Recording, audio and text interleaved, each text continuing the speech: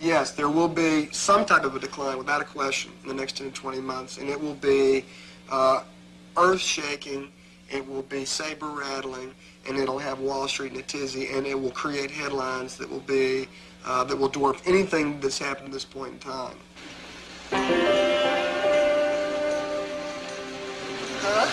I'm about there, look. I wonder when we're going to take off. 8 minutes to go, and I'm getting ready to give them a little drums along the Mohawk. Do a little tom-tomming on the market here on the end. Offer 3,070! Offer 3,070. Offer 3,070? Yeah. Into the phone. Hey, listen, Benny, don't offer that. Sell 540 market. Sell 540. 540 market. Sell 540 market. 540 market? Yeah, March, go!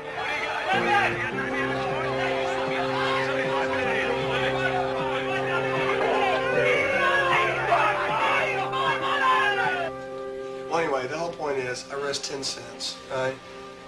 Are you risking 10 cents to make $8? I'd like to, you know, that's not a bad trade. Right? Yeah. Oh, God, and it would work so perfect for the stock market and bond market if this were to happen. And the stock market would explode. I mean, the Dow 2,500 wouldn't even be the first stopping point today. I mean, I've heard stories about this guy. He wakes up at like 4 o'clock in the morning and trades like gold in Hong Kong and all sorts of places. I mean, if I woke up at 4 o'clock in the morning, my wife would say, you know, get back to bed. This is ridiculous. Yeah. 63 and 73 and 800 contract. I'll tell you what I'll do. You own 540. You own 540. Only 540. 540, what are you doing? I'm selling D-marks. You own 540. He really loves it, and it involves sort of the use of all his energy, all his power, all his knowledge and everything. And he puts it together into one incredible life. If I make the mark that I want to make, I'll stop. I'll retire, hopefully, a champion.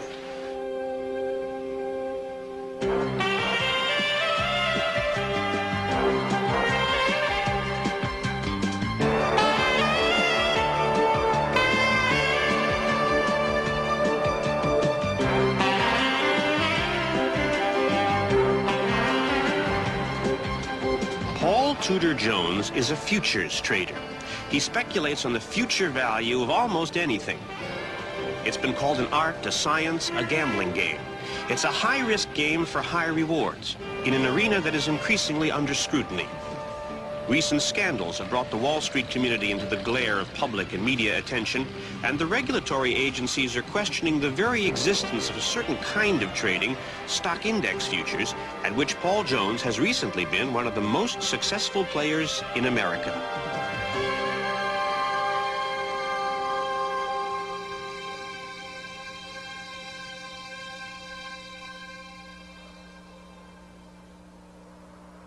It is March 1987, the third month of one of the most dramatic rises in the history of the stock market, and Paul Jones is taking a holiday. Well, sort of a holiday. When I originally decided to come here, it was going to be vacation, get away from everything. And then, as it turned out, a number of the clients that I have are here in Europe, and most of them here in Gstad, as it turns out. So I've done an enormous amount of business. I've been in Paris, I've been in Geneva. So I kind of combine business with pleasure. I wish it'd been more pleasure, but I still wouldn't trade for anything in the world. The most, you know, I always think of, I mean, if life ever ceased to be an educational experience, then I probably wouldn't get out of bed. This morning, Paul got out of bed at the Palace, one of the most elegant hotels in the world. The lifestyle here in Gstad is incredible because the people that I've met here and the people that I deal with, most of them are my clients. They pay me to allow them to enjoy this lifestyle, which is wonderful because I enjoy working. I had a friend that I played backgammon with in college all the time. We were having barbecued ribs for lunch during my second semester senior year in college. And he said, and I've always liked backgammon, chess, those type of games. And he said, if you think those are fun, if you really enjoy that type of stimulation, then he said, I'll show you a game that is the most exciting, the most challenging of all. Paul's company, Tudor Investment Corporation, manages other people's money. The firm has about 300 clients and has been rated top performer in its field for 2 consecutive years. Paul is the oldest one in the office. He's 32. His chief economist, statistician, and right-hand man, Peter Burish, is 27. We're making history today. The market. Futures trading is a young game. Just everyone jumped in. You know, there's a Do way. it, some people. You know how there's a way to check. As firms go, Tudor is small. It has only 22 employees and manages $125 million, which isn't so much on Wall Street. But the team, for the time being anyway, likes it that way.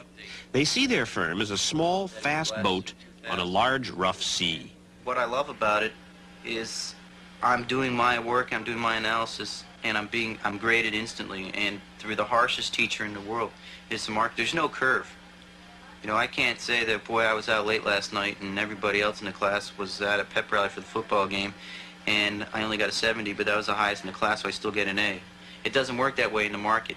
It's an intellectual challenge, and that's what makes it so exciting. Every day is something new, and every day is providing new information. Every day, every hour. Paul buys and sells futures in cotton, oil, dollars, Deutschmarks, bonds, precious metals, anything he thinks can turn a profit. Every rumor, every news item can be a warning or an opportunity. For example, this morning, the wires say OPEC is on the verge of a new agreement. OPEC has basically come to an agreement whereby they're going to have a 7% production cut. And my whole feeling is that anytime that you try to get 13 people to agree to anything, and I have a chance to take a position on it, well, they're going to have to, you know, wild horses couldn't keep me from betting against them succeeding in that. I'm selling the equivalent of about 4 tankers on the opening. You've heard nothing else on OPEC? No. I got you. Thank you, Paul. Yeah. What do you think of it, JJ? Is this a spot to nail it? I'd rather sell it down, though, than sell it Betting here. that the agreement won't hold, Paul is selling oil futures as fast as he can, hoping that the other traders won't see what he's up to. Speed is everything. Is 40 bid and a half? Offer 1,000. Offer 1,500 at 40. Offer 1,500 at a half. Show the size. Ask him how much he sold. Give me a number. Tell him more behind it. Do it. Do it. Do it. There's more behind it. More behind it. I can feel it. They're gonna get it. I'm gonna get it. Iraq just said something. What does Iraq say? That's great. That's great. They have an agreement between 13 people, but 2 of them said they won't agree, which happened to be 2 of the 5 biggest producers in the world. That was tough to figure out, wasn't it? Paul is on the phone to an oil trader who's saying somebody's been selling a lot of oil, but he doesn't know who. That was my buddy at probably, again, the second or third largest crude trading firm. And his guy said, man, these guys, they sold the hell out of it. And the people that he worked with don't know that it was, which is great. That's even better. I hope they think it's some wild as shit Arab who knows the whole agreement's getting ready to fall apart. Even though Paul trades in every kind of commodity, his specialty is stock index futures, which are traded in pits at various commodity exchanges like the Chicago Mercantile Exchange, the Merc, or the New York Futures Exchange, the Knife. These people are betting not on a company or an industry, but on the future direction of the entire economy. And this week, just before Thanksgiving 1986, the big news is not good. The Iran-Contra affair has just broken, the insider trading scandal is heating up, and the market has been going nowhere. 85.90. Okay. Is it a fast market? 85.90. There's nothing here. In spite of the bad news, Paul and Peter are convinced that at any moment the market is going to soar. With a half an hour to go, because not only will we be selling, so will everybody else in the street. Which means I want to get Paul up. Paul. Yeah, I'm here. Do it again. Another 300. Sell them. 3 minutes. 3 minutes. Paul has bet a lot of money that the market is about to go up, but nothing is happening. If he's bet wrong, he's in trouble. The market goes down so much more faster than it goes up. It's incredible, right? It can take Yeah. out 2 weeks of work in 3 hours. In fact, it took out 6 months of work in 1 day in September. We're going to get a big move one way or the other. And it's just right now trying to gauge which way that move's going to be. Everyone right now has to be negative walking in the morning, looking at the newspaper, looking at the fact that the bonds are down, and yet this thing is maintaining an enormous premium to spot. All that stuff is sitting there looking at us every morning in the headlines, and yet the market won't go down. It's telling a different story than the headlines are.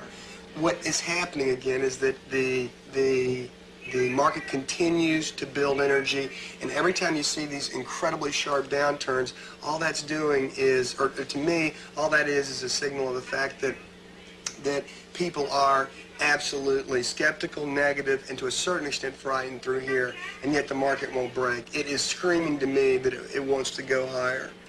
At times like this, what gives these two confidence is a theory that says the stock market moves in cycles, in patterns. And Paul and Peter subscribe to the Elliott wave theory, which says to them that what happened 49 years ago, in the late 1920s, is happening again, now. If the market is a reflection of people's behavior and people behave similarly in similar circumstances, then history of market prices may give us an indication of what may happen in the near future. Well, the last great bull market really was the 1920s. And we looked back and did a statistical analysis on the 1920s through today, punching in literally thousands of Dow high-low and closes to run correlations between what happened in 1925 to 1928 to what happened between 1982 and where we were in 1986. Well, that correlation turned out to be over 90%. In fact, since I've run that correlation, the correlation has gone up from about 90.7% to close to 92.2%. And as you Which can one see, is the 20s? the 20s is the blue and the red is the 80s. So what day back in the 20s are we at right now, approximately? We're like in early August 1928.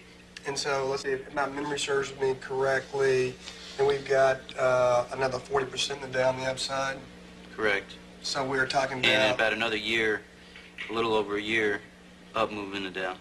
and then it looks like there might be some storm clouds in the horizon. To say the least. The correlations here are phenomenal. That's incredible. What are the chances of taking any 5-year period in the stock market and getting that kind of correlation? What would you guesstimate off the top of your head? I mean, it's got to be astronomical. You're talking 1,000 observations. I don't know, 1 in 1,000. It's really pretty scary. You know, if it looks like a duck and it acts like a duck and it sounds like a duck, it's probably not a chicken. And that's what's scaring me about the activity in the stock market right now. Some analysts disagree, but Paul Jones and Peter Burish are among those who think there's a crash coming, and a big one. You're probably talking about something with incredible fireworks, with unbelievable and unprecedented volatility, and with moves that will leave people gasping. It's going to be total rock and roll. The market should continue to rally into the first quarter of 1988. A rough projection would be somewhere around 3,200 on the Dow.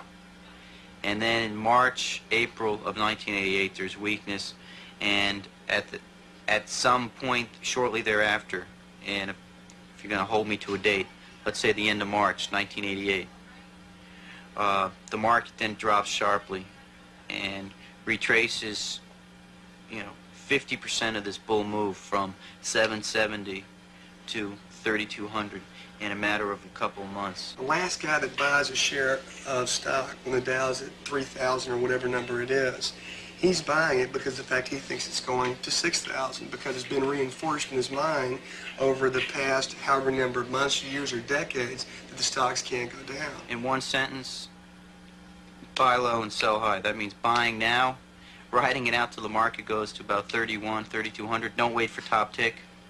That's 1988.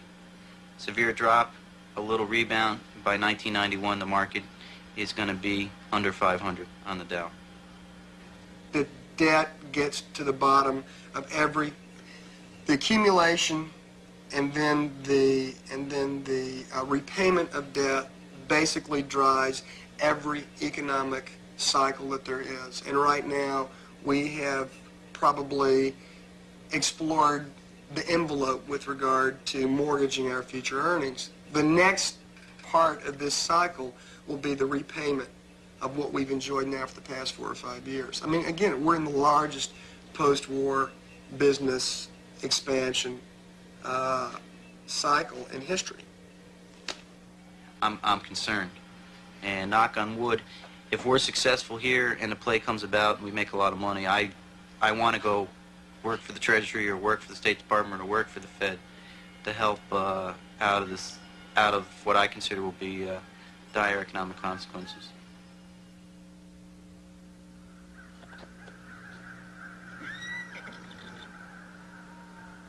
Paul spends weekends at his farm in Virginia overlooking Chesapeake Bay. It is early Sunday evening,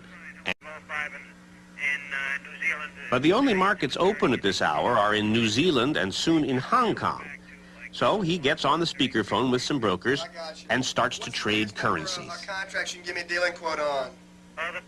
At any hour, any day of the week, someone is trading money. And the price of the dollar is never still. It jumps and falls in little ticks every half minute or so. At this hour, most of the players are Japanese, Chinese, and Australian. What kind of size can you give me right now? Can you do me 1100? 1100? Yeah. 1100 contracts? Yeah, $60 million. Can you do 60 million? No, that's 135 million D-mark. That's a bundle, isn't it? Yeah, you better. You know, that's about $67.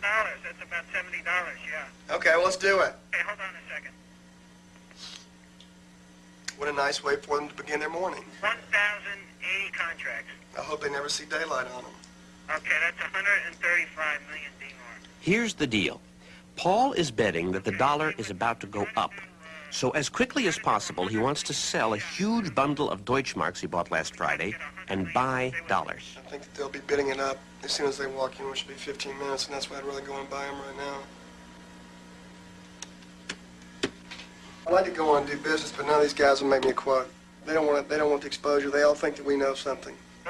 Yeah, can we do it again? If you can give me 30, 45, I'll deal on that. Yeah, I can't hear what you're saying, Paul. If you can give me 201, 30 bid at 45, I'll deal on that for the whole amount. Okay, well, let me see what they come The back. price of currencies is a little hard to follow, but if Paul can sell his Deutschmarks at a quote that sounds like 30.45, he figures he's getting a terrific bargain. Let me see. I want a quote in 15 pips for the whole thing. Okay, stay with me. They all think that whenever someone from the States is coming in and dealing this early in the morning, that they know something. So they're very wary about doing business because they assume that we have some knowledge that they don't know about. Whereas an hour from now, if the market's been open and they've had a chance to digest all the news items, that, you know, and they've seen the direction of trading, the volume that's gone through, that they're not as nervous. But by that point in time, the dollar could be considerably higher than where it is now. That's why I want to do business. No, I'm asking this one very good bank in Tokyo for the whole wad. Yeah? You know, I would like to break it up because I'd probably make it, When you take your initial position, you have no idea whether you're right or not. What's exciting is if it starts to go your way. Now, that's thrilling. I'm asking these banks, you know, for the whole amount. I know you want it on one quote. I'd rather break it up. I mean, even if you have to sacrifice a little bit because they're going to check. Right. You know what? I'll just call you back in 10 minutes. No, hang up. I'm asking Okay. them. Maybe they're going to come back. Okay. Okay. Please see what they say. You can always pull back and then we can split it up. Okay. Wait a minute. Somebody's making me, I think. Okay. Because, I mean, after a while, the size means nothing. You know, it's just, again, it gets back to the question of whether you're making 100% rate of return on $10,000 or $100 million. It doesn't make any difference, right? You know, if you complete 78% of your passes, it'd be nice if you're in the NFL, but if you're in college or high school or even elementary school, I'm sure the thrill is just as great. Okay. You still want to go after that size? Or... Yeah, I do. What are you showing on your screen? Okay, my screen is 45.55, but let me, you know, the bank called me up and they said they could do it all in one shot, so that's 1,080 cars. Yeah. Put them up again. That's exactly what we were talking about. Shit.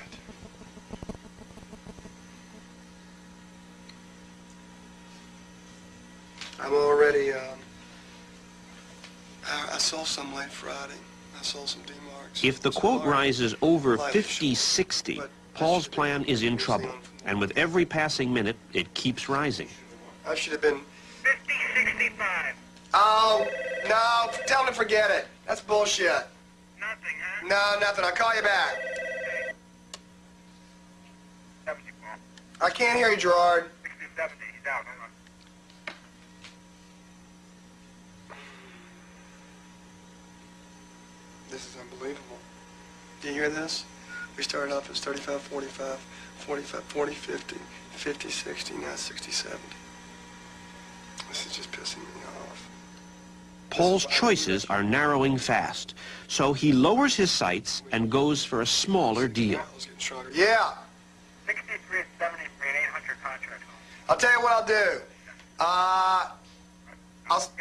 You own 540. You own 540. Only 540. Paul settles for half the dollars he wants. I'm selling D-marks. You own 540. Sometimes you'll find a cowboy who'll say, okay, come on, I'll play. No problem. Take your best shot. Which I was hoping would happen tonight. And then sometimes, and more often than not, you're better off calling up maybe 3 different houses and say, give me a quote for $50 million apiece. And then just going boom, boom, boom. And I probably should have done that. The people that I called, a lot of times, again, they like to be macho man, and they want to take the whole thing. And, you know, this time, in terms of execution, it was very poorly done. Trading requires an energy level, and it's very difficult to sustain it 24 hours a day, which is what this requires. So, you know, this lack of aggressiveness probably cost me a little bit. Even at the higher price, Paul made money. He eventually sold his dollars for a profit of $100,000. To do the job right requires, again, such an enormous amount of concentration that you've got to be able, it's physically and emotionally mandatory that, you know, that you find some time to relax. And you've got to be able to turn it off like that. There'll be times, though, when I get so incredibly excited about a trade or even a project that I'll wake up at 4 o'clock in the morning. There's no way in hell I'm going back to sleep. I'll sit there and I'll trade in my dreams for 4 hours. What we've got to pray for is another major calamity on Wall Street or in the White House, because if we get December 3rd, 1986. The market is about to close. Paul is on the phone from Chicago, and Peter is at the helm. Yesterday there was so much buying after the close that the tape was 9 minutes late, and that was a 130 million share day. I believe that today will be record volume, which matches perfectly with the analog to 1928 when there was record volume on the decline, and it did not take it out until the week, which corresponds to this week on the analog, right? Yeah, when the market exploded. I know, it's mind-boggling. Try to draw the scenario on what happens as the Dow approaches 2,000, given... Just days after we heard Peter and Paul forecast a major rise in the market based on their 1920 stock charts, it now seems to be happening. Okay, I'll be here until about 7:30. Okay. All right, bye-bye. I'm speechless, to tell you the truth. There's nothing we can do. Now we have to let the market tell us. It's phenomenal. Record volume, advanced declines. So everybody all of a sudden is starting to turn bullish. This thing, to me, is not going to stop immediately. You don't stop a train with a brick wall. Even if there's a wall of selling, the train is going to go through that brick wall and take out a lot of bears. This morning we were trading over 1 million shares a minute. Yeah. And then what happened? They were caught short. They got out, and on the futures exchange where I trade, they got out 30, 40 points away from their positions. We were sitting there at new highs, and everybody was just looking and see what was going on with the S&Ps. And we just sit there, and everyone was just nervous. There were no bids and no offers. I mean, literally for 20, 30 seconds, we'd all just sit there and look at each other because it was just an anxious time, and it was just constantly moving. December 5th. 2 days later, and the energy is still building. I feel like it's already in the market, you know, in terms of Maybe that's why. just whatever's going to happen is going to happen. 10 minutes to the opening bell. Paul is phoning friends and competitors, trying to get a feel for the market. Charlie, Yes, sir. What do you think? Bonds and stocks. Bonds first. I'm very bullish. On bonds? I'm very bullish on both of them. My guess is that you're going to have to fool enough people to get some people short, get people out of their long positions, and you're going to have to do that by looking like shit for most of the day. Zach. Oh, no. What do you think? Well, I think that in the bonds. Bonds and S&Ps. Let's do bonds first. Okay, well, same thing. I thought yesterday was a B wave, which it looks like it was. No matter how you cut it, the news today is bullish on stocks. Yeah, no question. And the thing is, everyone's going to be watching bonds and euros, and that's going to be the trap. And I'm just thinking that this might be the perfect scenario for it to go today. All right, Joey's going to do his orders. And I'm going to help him. Mike Marinak, a pit trader, prepares his clerks to take some of Paul's orders. Do all those orders. I'm not going to worry about that, all right? Okay. All right, we'll do, Mark. It's Friday. The Dow gets up this afternoon. No one in the world's going to sell this thing if it's up $10. And if it crosses into positive territory, I think it's just a question of when they close it. The bulls will be on the stampede all the way to the close. Half 60. 10-20 lower. Hey, I made my 80. Hey, 67. The 1-minute warning bell. What's there? Can you try to watch Dave?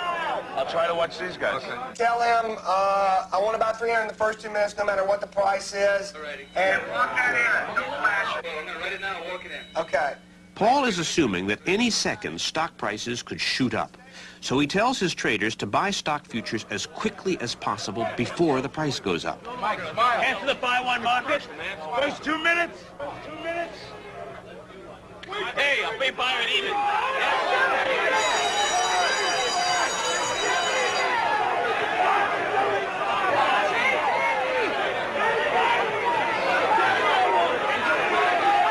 What's he bought? Give me a total.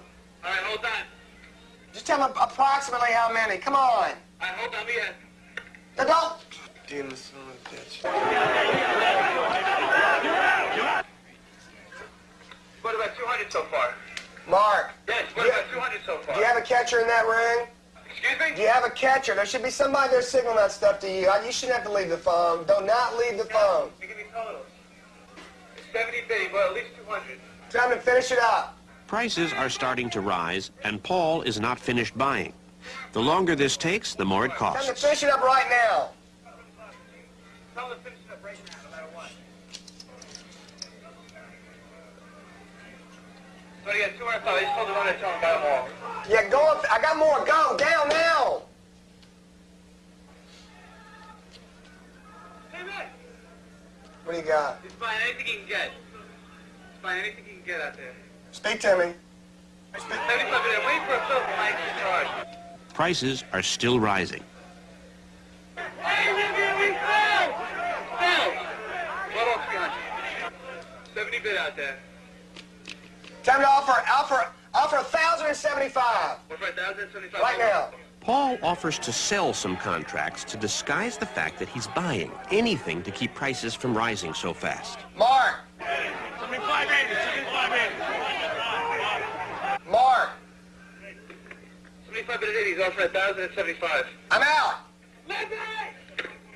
Hey, Mark. 120, Paul. Mark. You're on the rest. Do not ever leave this phone. You get someone, get the other broker to come and run the orders in. Do not leave this phone. All right, Paul. What do you got? He's got my card. Add 10 to that and you got it, all right? What do you got? 205 bucks. 75 and 80. Yo! 75 bid at 80. So we bought 300 and sold 20, right? Yes. What do you got, Paul? Paul is checking Chicago prices at the same time he's trading in New York. Every bit of information could give him a critical advantage. Buy 300 at 90 or better right now. Excuse me, repeat that. 90 for 300. One for 300? Buy 300 at 90. Buy 300 at 90. 390, okay. So, look at the phone.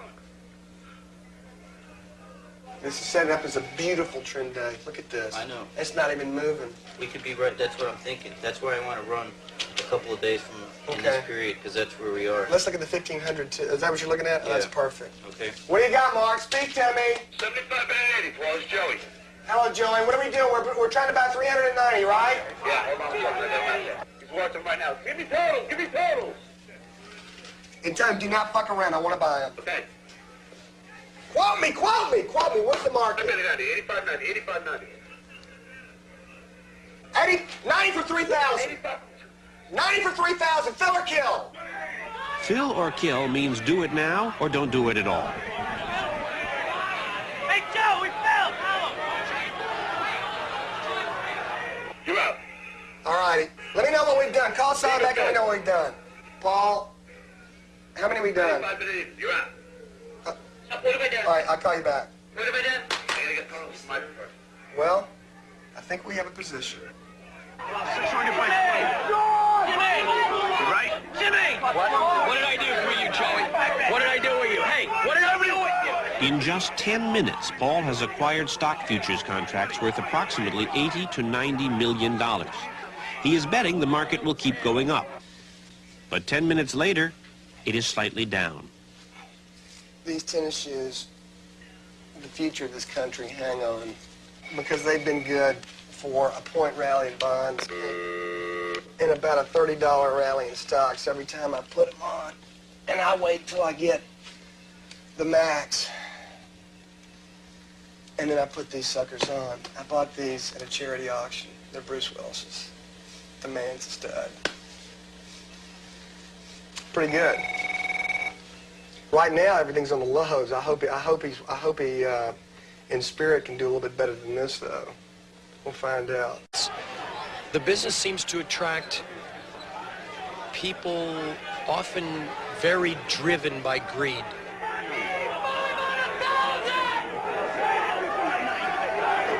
Life expectancy, yeah. I'm 32 years old right now, and I've been trading, let's say, since I was about 23. I've been physically on a trading floor for about 7 years, since I was about 25. And I hope I won't have to be here too much longer. I sort of have goals for myself in terms of an income that I'm trying to put some away in savings and get to a place where I can retire, so to speak. Realistically, I'm guessing another 5-6 years. Most people don't last too long in this business. I don't know of many older men or women in the business.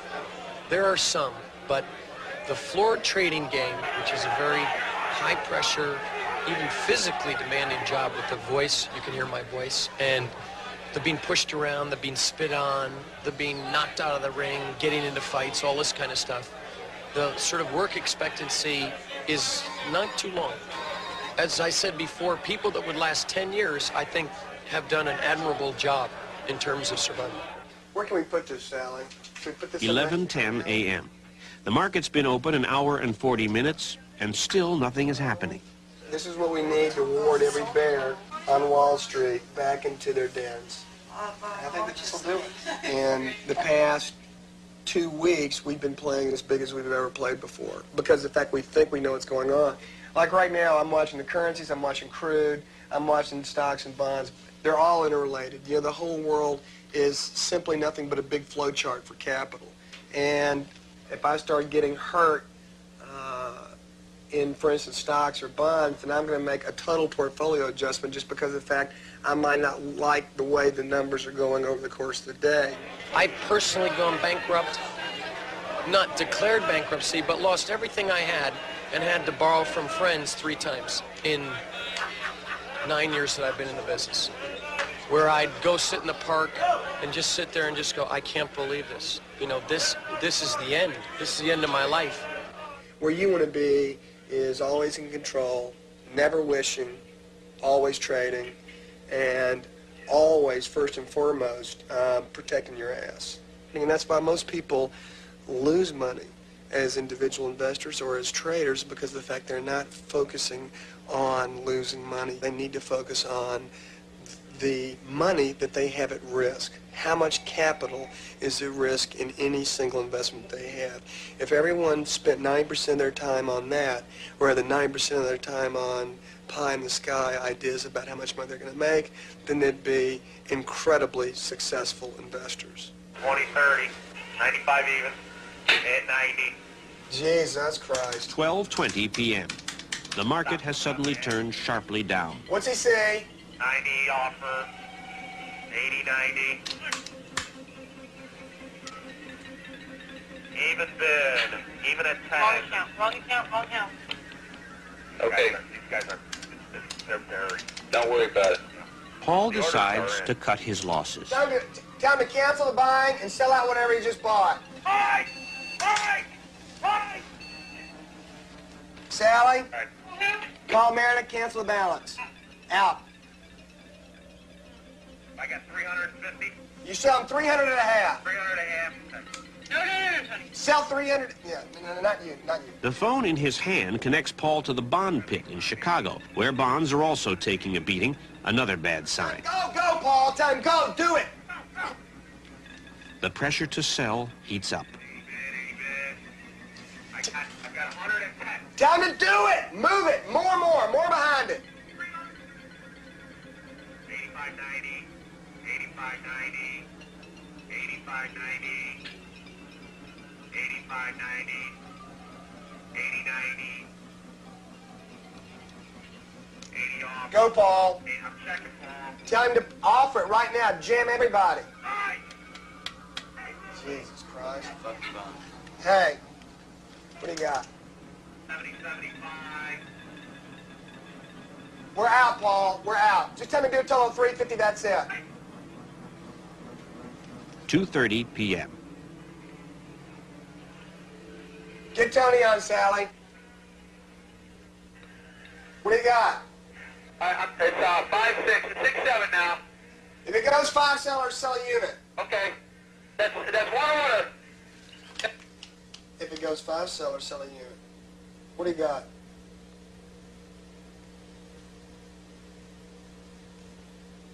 All afternoon, the market has been dropping, then pausing. Every pause brings hope for an upturn, but then it drops again. Go, Tony. 4 minutes. 6-7. That's just total devastation. You know, the agony and the ecstasy? This is what's known as the agony. 4:10 p.m. The stock market is closed. We were on the wrong side of the market. What can you say? It's total devastation. We had a game plan, and yeah, we lost the battle. We haven't lost the war by any stretch of the imagination. Look, we just fumbled. We're down 17-0. It's only the first half, and we can score 3 touchdowns in the third quarter and take the game easily. Yeah, we're still up for the month. It's just painful to give. When you got a good profit, it's really painful to give some stuff back.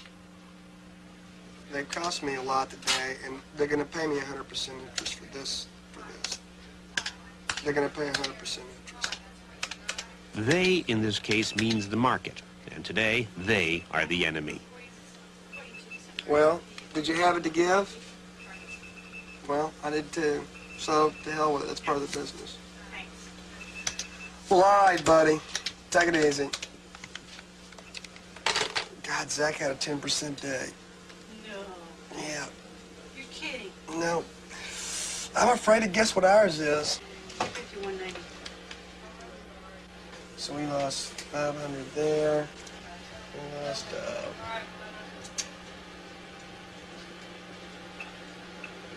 and we lost. Thanks.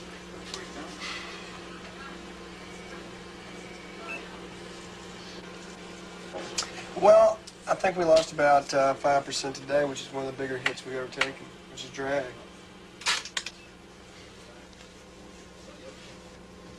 %5 of Tudor Investments equals about $6 million. Yeah, just selling what you... Well, you just hate losing, right? And you hate, I mean, the money's irrelevant. It's just the whole concept of having an analysis that's so completely off the mark that, you know, it's a mental blow, it's an intellectual blow, and, you know, it's part of the business. Who is it? You'll have to get a message, I'll call him back. This is going to happen 1,000 times in the next 5 years to me, so it's just something that you learn to live with. I hate it. Paul learned to handle the bad days 11 years ago in New Orleans. He got a job working for a commodities trader who taught Paul much of what he knows. It was a hell of a training ground. The first year I did nothing but get his coffee. I mean, I was learning by osmosis and stuff like that.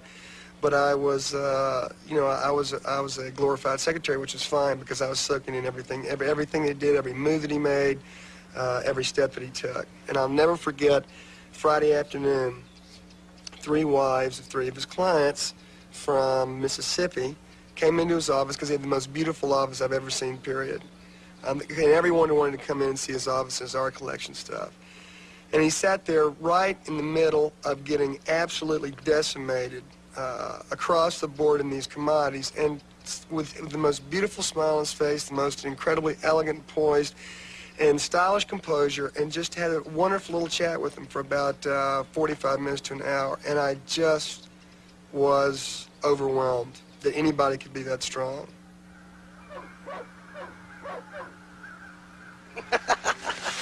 This is one of the few turkeys that thinks he's actually a dog.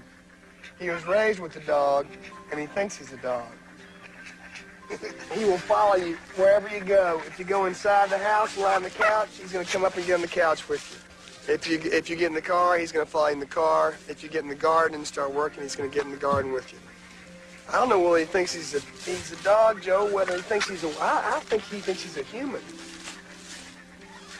You know, I guess it's the old getting back to nature concept. I bought this place because of that tree over there. That tree, in a very transitory world, has been here 300 years. It's the one thing of permanence.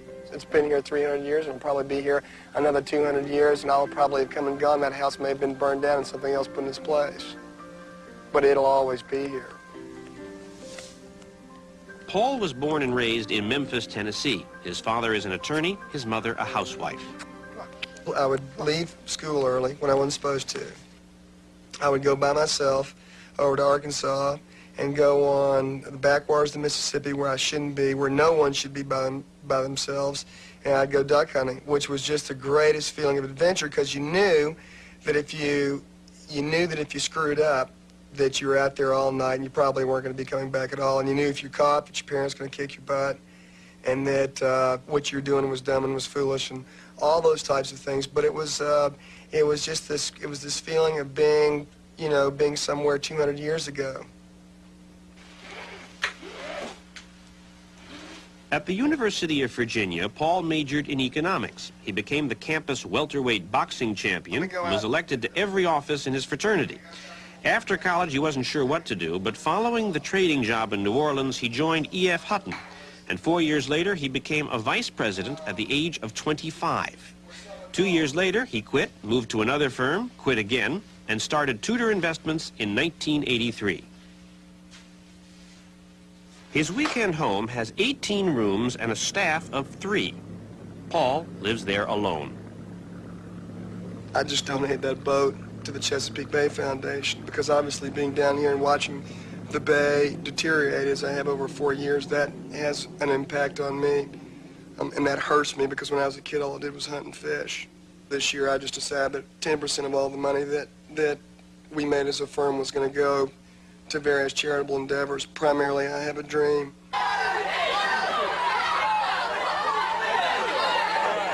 As part of the I Have a Dream project, Paul has joined with other businessmen to help disadvantaged kids stay in school. At least one night every week, he meets with some of the 85 kids in his group in the Bedford-Stuyvesant section of Brooklyn. He is pledged to pay the college tuition for every one of them who graduates from high school. The word that we talked about from the first time that we've been talking, it dawned on me that what they really needed, they did not have, was an enormous amount of discipline and people to motivate them and people to push them. I can't hear you. I cannot hear you. Okay. I had a kid over Christmas, 13 years old, got in a fight, and with another kid who was 16, and he had a bullet put in his head at 13 years old. And that was when I stopped. That was when I decided that my role had to be one that had a lot of interventionism, or that I was going to intervene in their lives as opposed to sitting back and commenting and asking them to do this. Instead, I was going to play a very active role in their life. And the program has changed. Our program, which has changed to the point where we are now imposing our value systems on those kids. And 75 is not going to cut it, right? And we're going to have, and what did I tell you if you made an 80 next time? Anywhere I want to go. That's right. much is 80. It's 80? It's fantastic. It's great. That's super. Well, next time on the report card, you got to bring it in so we can go over it. Being here, and particularly being in the business that I have been in a position to reap enormous financial benefits. Obviously, that's given me an enormous amount of power to do things that a lot of people can't do and to affect people's lives. And then it seems to me that incumbent with being a human being on this earth, that there is, and there has to be, some type of awareness of the rest of the people out there. There has to be an awareness of the fact that they need help just like I needed help 11 years ago when I didn't have a job and didn't have a clue as to what I wanted to do.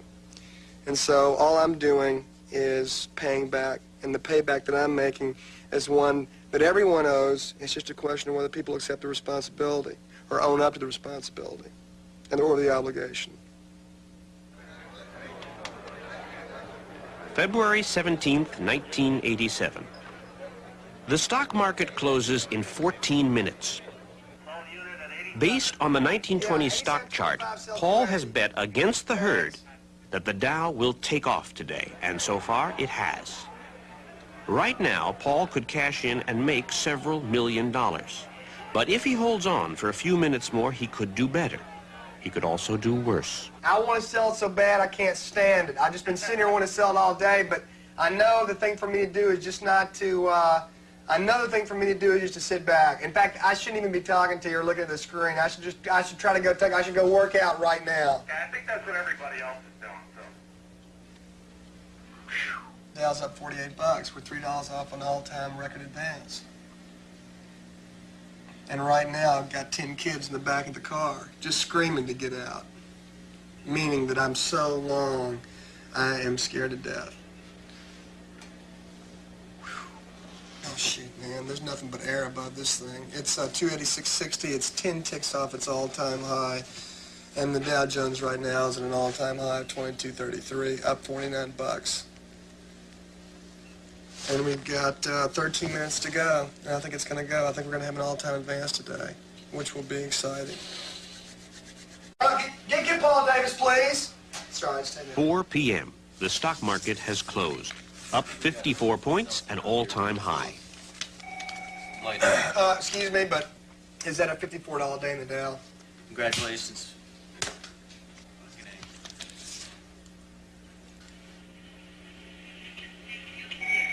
Want to know how much we made today?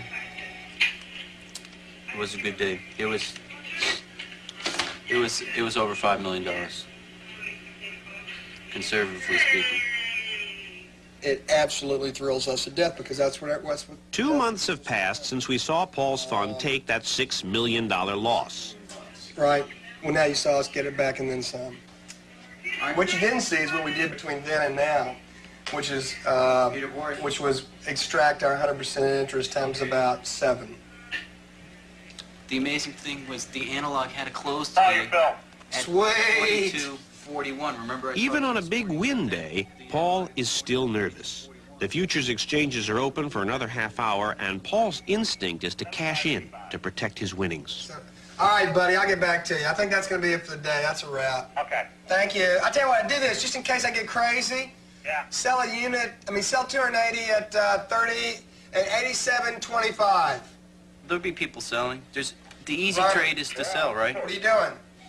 Because when a market's in new high ground, it's never been there, it's gone up so Ronnie, far you and so shouldn't have high and that. so fast, it's like, well, I want to sell it. How many did we sell? 250. Who bought them? Wesco. Oh, I love it. Even bid at 10. If you just killed me on 30, I could have gotten those too. Things up 1,000 points since we bought it. What's the point? You know, what's the big deal of lightening up 5 or 10%?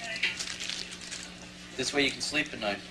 I wouldn't mind doing that. Of course, I can't sleep if I can't sleep. I think it's good prudent. You know, the whole concept of the investment manager sitting up and making these incredible intellectual decisions about which way the market's going to go. You know, I don't want that guy managing my money because if he can be that dispassionate, And he's obviously never ever, to me, he doesn't have the competitive nature which is necessary to be a winner in this game. I want the guy who's not going to panic, who's not going to be overly emotionally involved, but who's going to hurt when he loses, and when he wins, he's going to have a quiet confidence. But when he loses, he's got to hurt. Winning has another effect on these two. Even with Peter's 1920 stock chart, even with Paul's lucky sneakers, they're never sure of being right until they are. What's nice about winning is not winning, but what that means is that not only have you done well to this point in time, but obviously whatever script you've got, that you have written for the ensuing week, 2 weeks, 2 months, 2 years, obviously it's a script that has a great deal of weight behind it, and the market's corroborating it. So today's gratifying, but what's exciting is the fact that we probably will know what's going to happen tomorrow, and conceivably we know what's going to happen in the next couple of weeks and months and years, and so you go home and sleep better when there's no uncertainty. And that's why today's good, not because of the money we made, but because of the fact we know where we are in the total economic landscape, or at least we think we do. And that maybe that's an illusion, maybe it's a false sense of security, but it allows you to sleep at night because we've done our work, and so far the market's corroborating it. I'm still in awe of the fact that the way he purchased these contracts. I mean, he went out there and he made a commitment, and the commitment paid off. Not, you know, for all our clients. And knock on wood, you know, it'll continue. The one thing that I am absolutely certain of as a trader, and you're talking to someone right now who is incredibly long the stock market, is that all of Wall Street right now, the investment community at large, basically is geared towards a Dow somewhere in the 2,600 to 3,200 range. And again, these are people that I think have track records that are impeccable. Let's assume that they are 100% wrong. If nothing else, there will be a point in time, unquestionably, when the market turns down, when all of them, when again the investment community almost at once will say that may have been the top, or this was the top, and you're going to have all the people that are right now very comfortably invested, that are believing and feeding off the hope that the market will move higher, try to get out at the same time. When that happens, you know, it's going to be the famous Acapulco cliff dive. Just a question of how fast before we hit the bottom.